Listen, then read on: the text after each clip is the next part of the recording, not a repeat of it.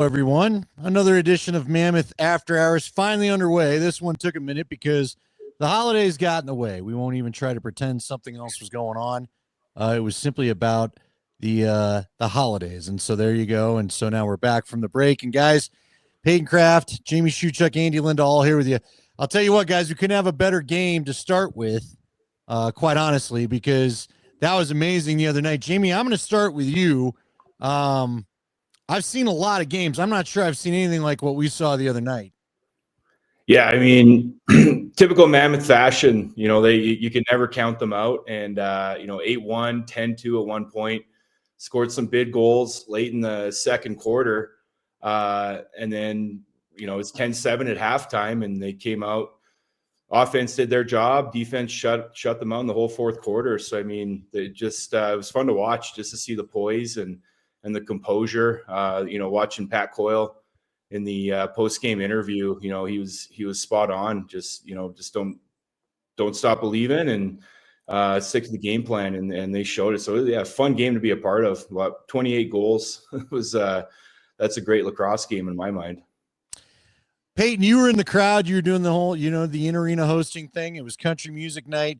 It felt like it was juiced, and then it wasn't after, what did they get up to, 10-2, I think, at one point in that first half was what they staked out to. What was that crowd like for you? Well, I've never been a part of – I mean, the Mammoth have been different this season to where they start off early instead of kind of wait till the second half to come back. So I've never been in a crowd that is dead silent. Like, trying to interact with fans when you're down 8-1, 10-2 is the absolute worst. But luckily, towards the end, it started to get fun again. Yeah, it was. I still don't even know. Like, Jamie, what do you think put them over the top? Like, I can't even put my finger on what. We always know that a comeback is possible, but I think you and I even talked about it on the broadcast at one point. It just kind of felt like Albany kept getting that one goal they needed to stop the Mammoth run. What do you think really kind of pushed it over the top? Yeah, I think they got goals in all different ways. They were scoring 5-on-5, but Damon Edwards scoring that transition goal, getting the crowd back into it, like Peyton mentioned, just getting the energy back in the building. I felt like Albany just came out pumping. I feel like a lot of road teams coming in to the Loud House, there's a lot of energy even for the road teams, and it's a fun building to play in. So I think they just came out with a lot of energy, and Colorado matched that, and they ended up dropping the ball. Connor Kelly leading the way. It was incredible to watch. But I think it was just an energy shift there from Albany owning it, and then the Mammoth just used the momentum of their crowd and just stuck with it. Do you guys, and Peyton talked about, she was shadowing us in the broadcast booth the year that the Mammoth were able to win it. She was around doing some altitude stuff the year after where they went and they didn't win it, unfortunately, or maybe it was the year that they went but didn't win the championship, Peyton, that you were with us. But I feel like the crowds have been great this year for them, and I feel like the energy's truly back, and I feel like we've had it every game, which is positive. Peyton, is it, I mean, you've talked about the quiet crowd, but kids taking their shirts off. You were in there for some Avs games. You've been in there for Nuggets games with your job at altitude last year. How do you compare the environments? It still feels pretty juiced, even though maybe even the top rung isn't full. No, they're super fun. I mean, the nice thing about these games is you kind of have interaction with the fans in like the party zone area, so you can talk with them. But I love the games. Our first game was Black Friday. I did not think anyone would show up to that game just because the holidays, kind of like why we haven't been doing this. But every game, everyone's there cheering on, even when we're down. They stay. So those fans are something else. Well, I'll tell you what, we've got our special guest tonight, and he was really special that game. And now my phone's trying to text him, and we don't want that. Welcome to the program. Now we're going to get Connor Robinson in here. Connor, glad to have you along. We got a chance to talk to you earlier in the year. But man, you guys have really had the offense going the last 2 weeks, 3 weeks, and especially last game. I was asking Jamie, what put you guys over the hump? It felt like you kept crawling within shouting distance of Albany, but what was what do you think changed the momentum where you guys were able to jump on them and get past them?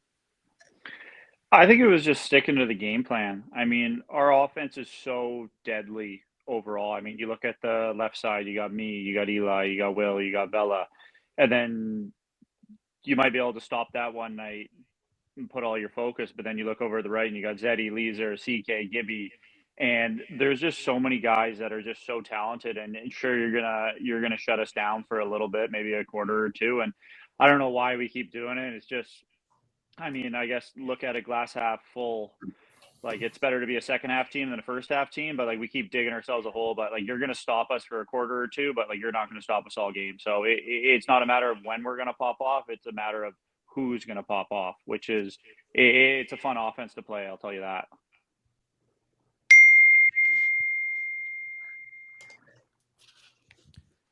Jamie, did you want to? We'll go. I'll tell you what, guys. We're kind of doing it on the fly. We'll go Jamie, then Peyton. We'll just keep the rotation that way, so no one's confused.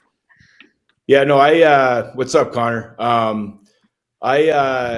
Just noticed with your team, like it's already the season, you're definitely started out, a couple wins there and tough one in San Diego. But, I feel like, with Brian Lee back in the locker room and, is there any feeling again, like how you guys felt a few years ago when, you made it to back-to-back championships? Is there kind of a shift? Obviously last year kind of took a year off, so to speak. And, so like, is there that feeling back in the locker room, and how important is Ryan Lee to get back, just not only on the floor, but just back with the boys in the room?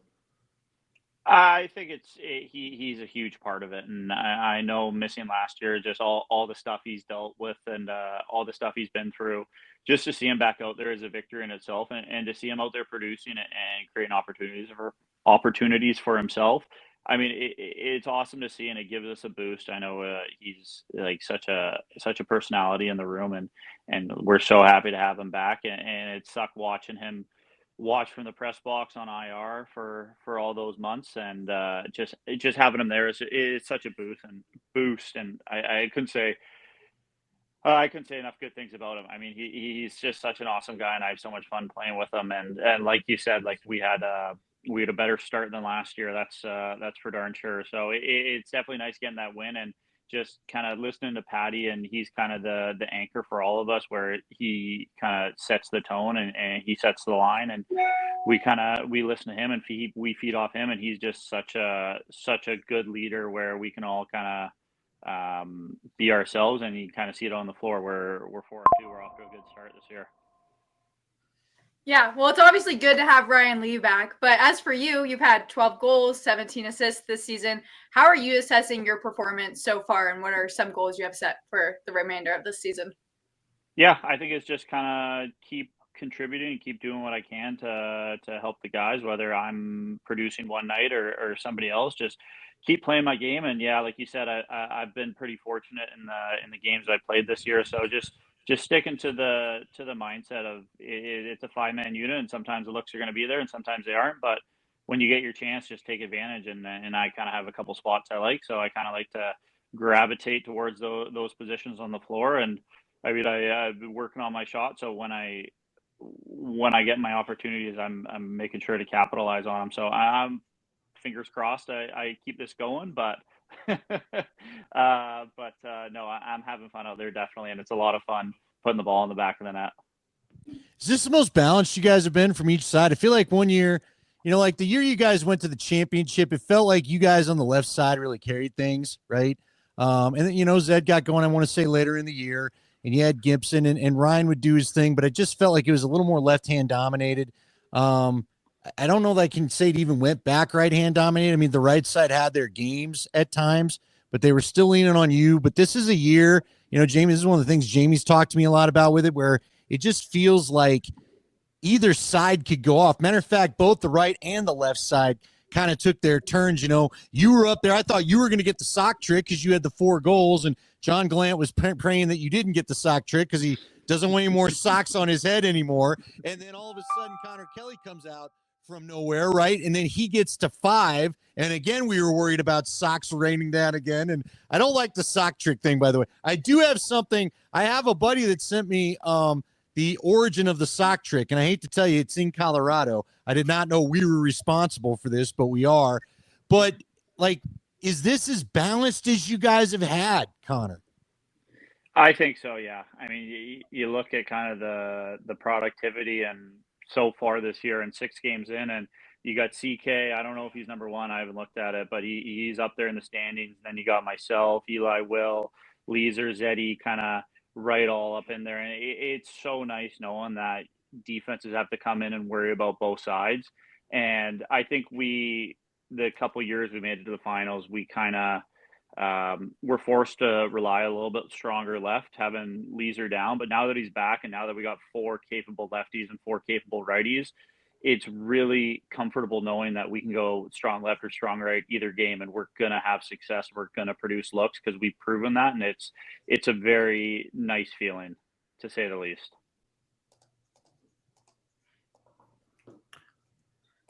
Yeah, I feel like too.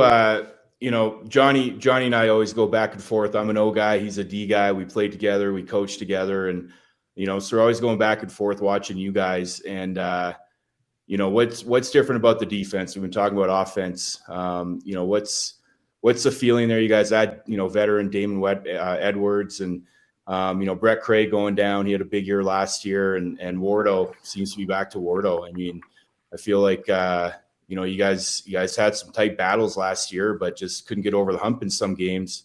What's the feeling on the back end? Obviously, with Robert Hope leading the way.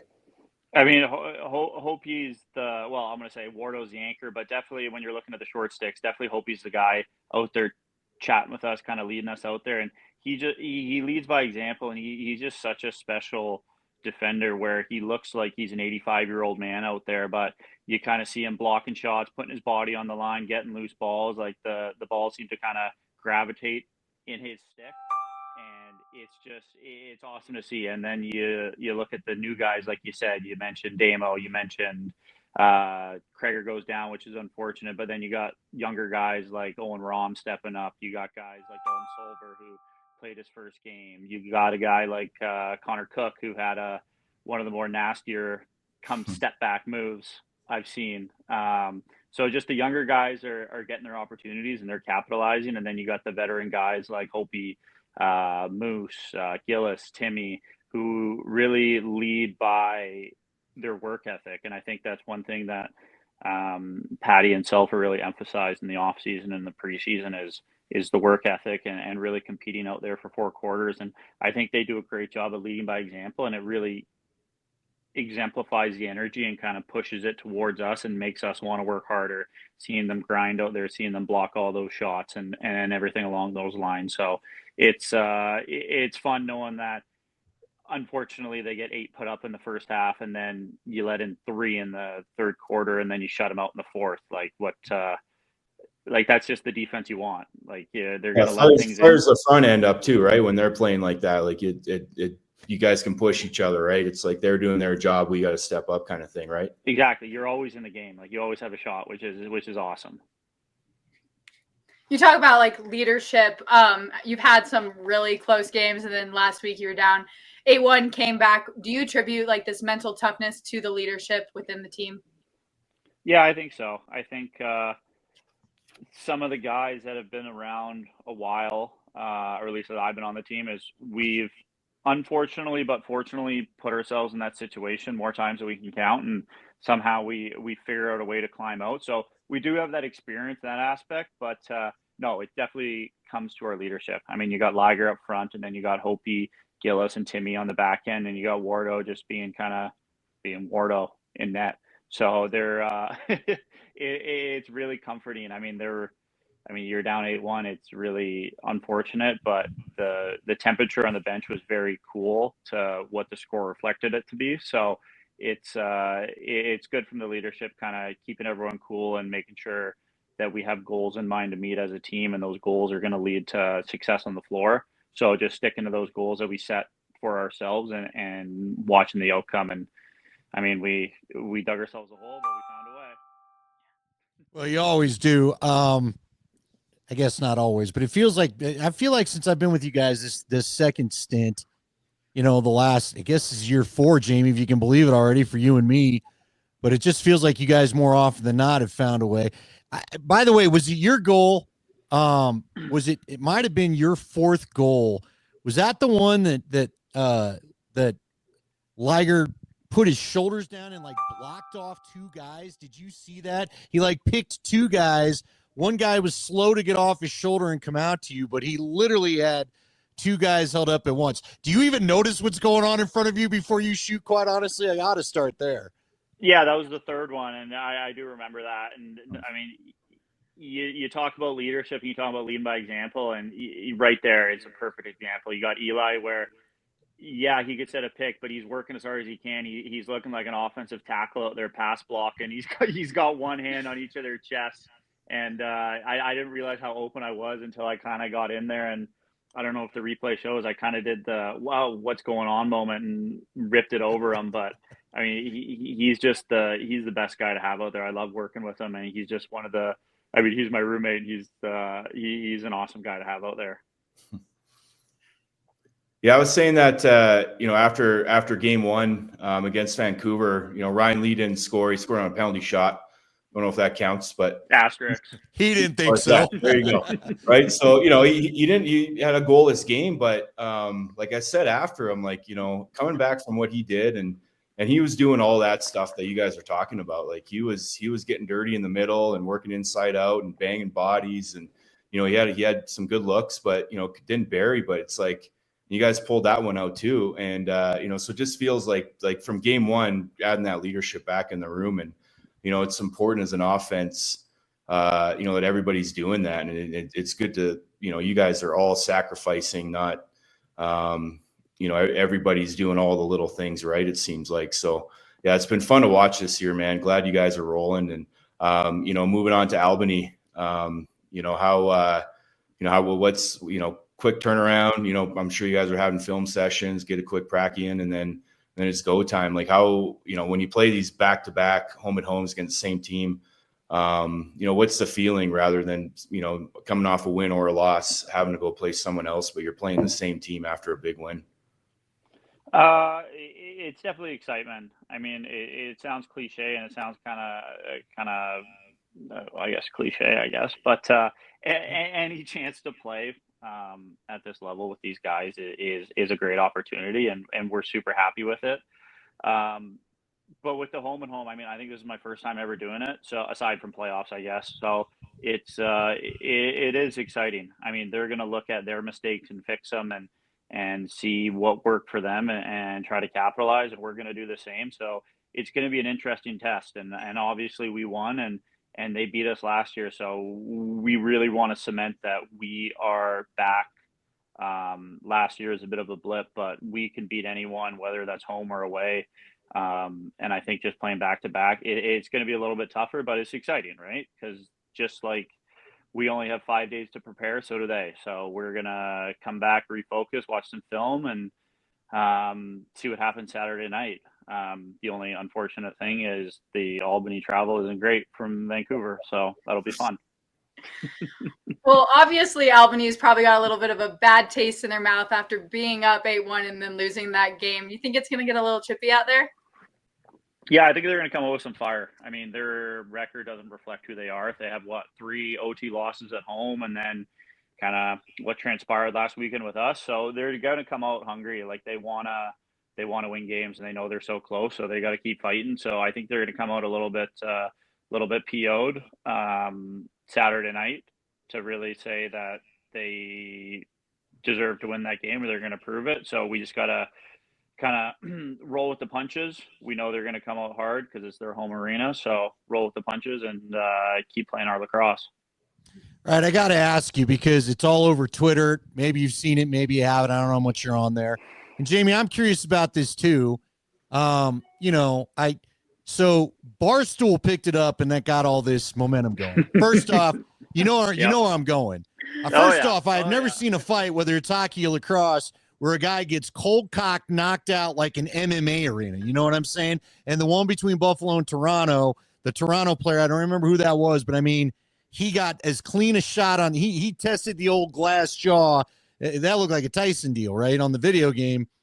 And now everyone's like, oh, I didn't know about this sport. I didn't know that, which is cool. Hey, I mean, whatever for all eyes. But I was telling, it's probably too old a reference for you guys, but there was a band called Blind Melon once that had this little real mellow song. And little girl dancing in a bee costume, and everybody went and bought the album to find out they were like this major heavy grunge album, and everybody hates it, right? I feel like there's a small part of me that's like, guys, show up for the lacrosse. I'm glad the fights may get you there, but that's not what you're getting every game.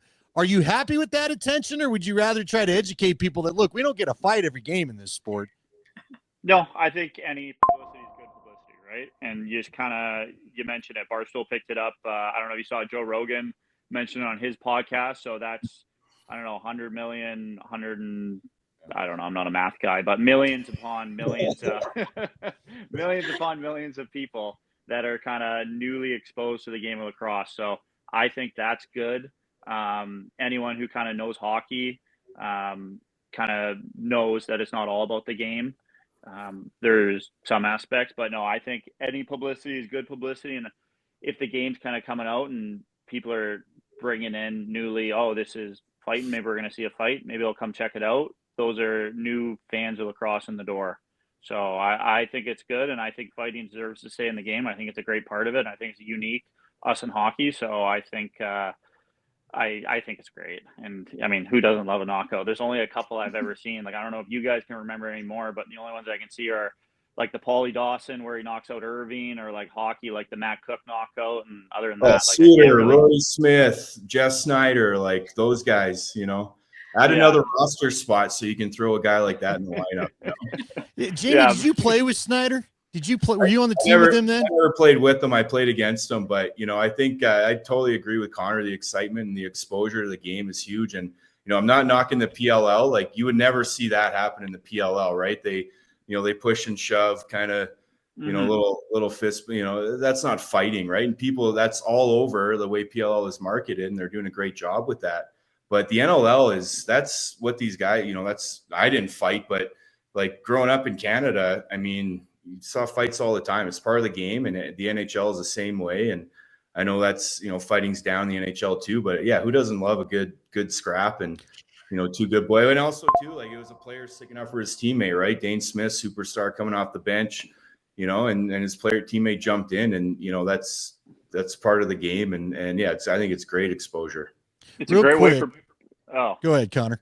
I was going to say, it's a great way for players to police the game themselves, and it provides that if you're going to be an idiot, like, you're going to get dealt with. And as long as it's two people that are willing participants, and you're not, you know, Paul Dawson going after, you know, Thomas Bella, then I think it's have fun. Yeah. So I am curious, because I got to know Snyder when he played with the Outlaws, because I originally started on the Outlaws broadcast when they first showed up here, right? And I was on the sideline, and guys used to tell me, like, what, Jamie, this is probably more a question for you, but what made him scary? And then I'd ask you, and I say that, Connor, I don't know how much you remember of Snyder, but he was a dude where I literally saw guys avoid fighting, like bigger dudes avoid fighting him. And I never really got an answer as to, you know, what made it. And I don't, if you guys have a better term, all I can think of is scary, because I just saw guys turn down. Like, Jeff made it very clear, I want to go, and guys would be like, I ain't going with you, dude. Do you know what was it about his rep, Jamie, that made him so feared?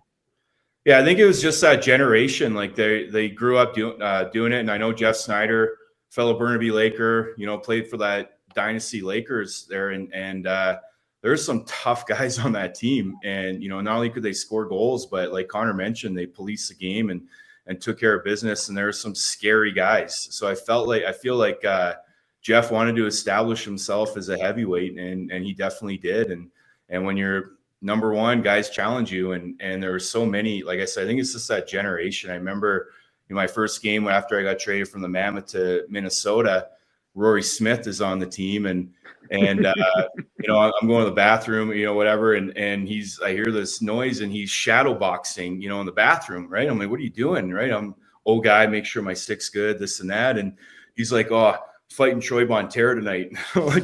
And he did, and it's on YouTube. Like I was like, holy crap! But it was, I think it was just a generation, and Snyder's just one of those guys. Like, these guys study each other, just like, you know, offensive players.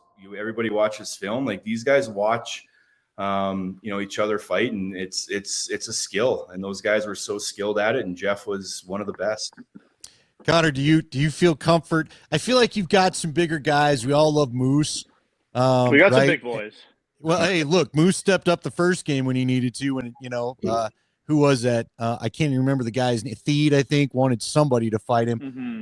But I always think of our guy Zed, because I remember, who was it? Zed took down. He pigeon tossed Merrill.